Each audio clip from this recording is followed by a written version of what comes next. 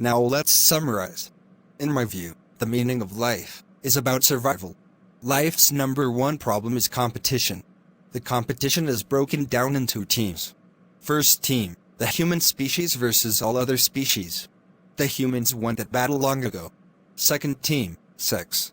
Male versus female. I don't include transgender, because that gender is more recent. But males won that battle long ago too. And then the third, sub-level team, is race. I'll talk about religion later.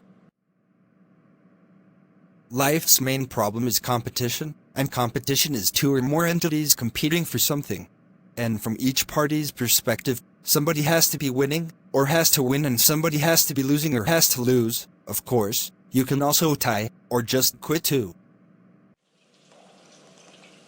In our reality, the majority lighter teams are winning the greed for money, so they shape and control society for them, and the other darker teams, with the least wealth.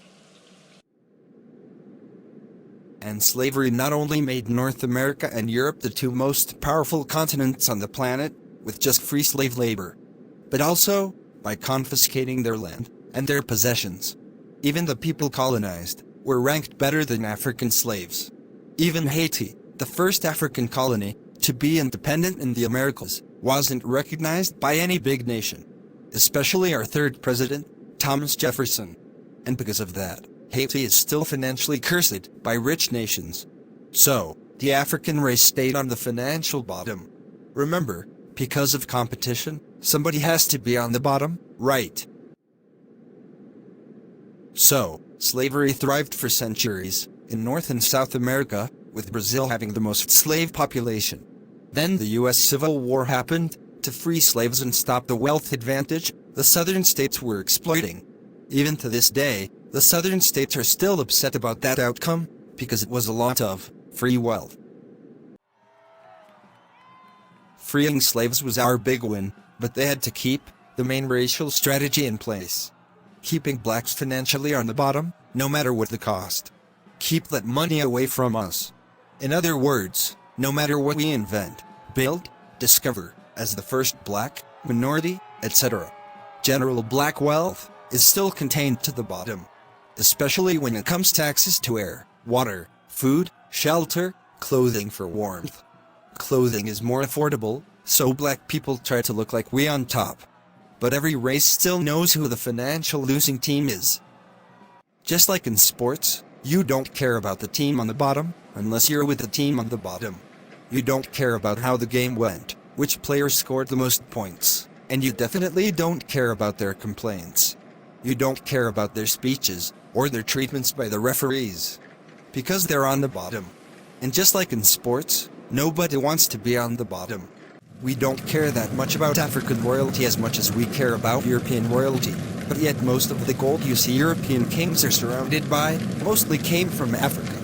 In fact, just the country of South Africa alone is a leading producer of gold, diamonds, platinum, and uranium, but yet they rank 38th in the world in GDP. As a matter of fact, South Africa has dug up as much as 40% of all the gold ever discovered in the whole world. And you wonder why so many white people live in South Africa as opposed to other African nations combined. This is true inequality.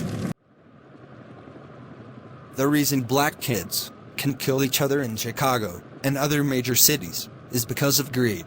Meaning, they're not worth it to stop it. The reason heart disease is worse for black people is because of greed. Dying because of less money to get better food. Less money to get gas to go get better food. Less money so you can live in a dirty, broken down, dangerous environment. Less money also means more suspect. If you don't have that much money, then you're likely to steal or commit other crimes related to lack of money. And you keep this in place with compartmentalization. Stay in a poor ghetto neighborhood. Go to a poor run-down school that's unsafe and lacking fundamental educational resources to learn. Go work in a dirty, toxic factory with dangerous heavy equipment to make enough money to afford to go to an outdated store with germ infestations.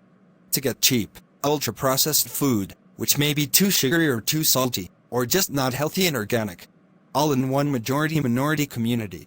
That's everyday compartmentalization. And if the team on the bottom wants to complain, we'll put the police in their face.